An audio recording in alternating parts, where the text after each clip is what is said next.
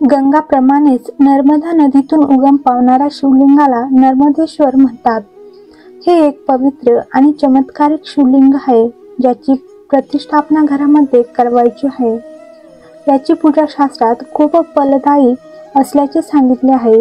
हे शिवाच्या रूपातील शिवलिंग आहे. सिद्ध आणि आत्मसाक्षात्कार जे भक्तांच्या कल्याणासाठी प्रगट झाले आहे, त्याला वानलिंग असेही म्हणतात. नर्मदेश्वर शिवलिंगाचे महत्त्व.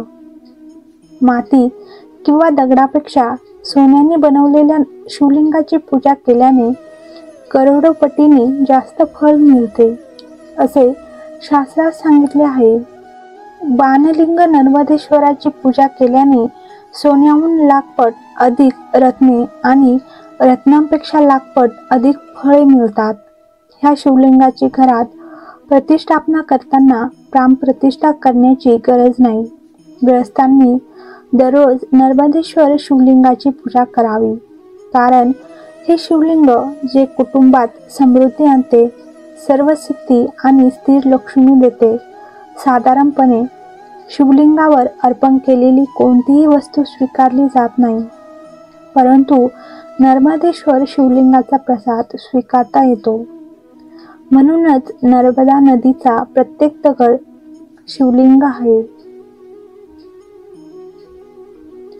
स्कंद पुराणानुसार एकदा भगवान शिवाने पार्वतीला भगवान विष्णूच्या निद्राकाळात चातुर्मासात 12 अक्षर मंत्र ओम नमो भगवते वासुदेवाय जप करून तपश्चर्या करण्यास सांगितले. शंकरजीची परवानगी घेतल्यानंतर पार्वतीजींनी चातुर्मासाच्या सुरुवातीला हिमालय पर्वतावर तपश्चर्या करण्यास सुरुवात केली. पार्वतीजी तपश्चर्येत मग्न असताना भगवान शंकर पृथ्वीवर भटकू लागले. हातात डमरू, कपाळावर त्रिपुंड आणि वाढलेले केस घेऊन भगवान शिव यमुनेच्या तीरावर आपल्या मनोहर दिगंबरा रूपात नाचत होते. ऋषींच्या घरी फिरत होते. कधी गाणी म्हणायचे, कधी आनंदात नाचायचे, कधी हसायचे, कधी राग यायचा तर कधी गप्प व्हायचे. त्यांच्या सुंदर रूपाने मोहित होऊन अनेक ऋषींच्या पत्नीही त्यांच्याबरोबर नाचू लागल्या. ऋषींना ह्या वेशात शिव ओळखता आले नाही आणि त्याऐवजी ते त्यांच्यावर रागावले. ऋषी संतापले आणि त्यांनी शिवाला शाप दिला की तो लिंग होईल. भगवान शिव तेथून अंतर्ध्यान पावले. अमरकंटक पर्वताच्या रूपात त्यांचे लिंगरूप प्रगट झाले आणि तिथून नर्मदा नदी प्रगट झाली आणि शिवाची स्तुती केली.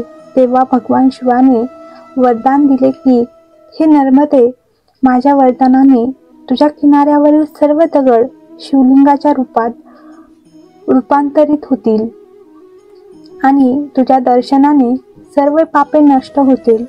हे वरदान मिळाल्यावर नर्मदाही आनंदी झाली.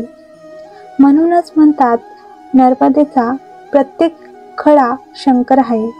ह्या कारणास्तव नर्मदेतील सर्व दगड शिवाच्या रूपात आहेत. तुम्हाला हा व्हिडिओ आवडला असल्यास लाईक करा, शेअर करा आणि चॅनलला नक्की सबस्क्राईब करा.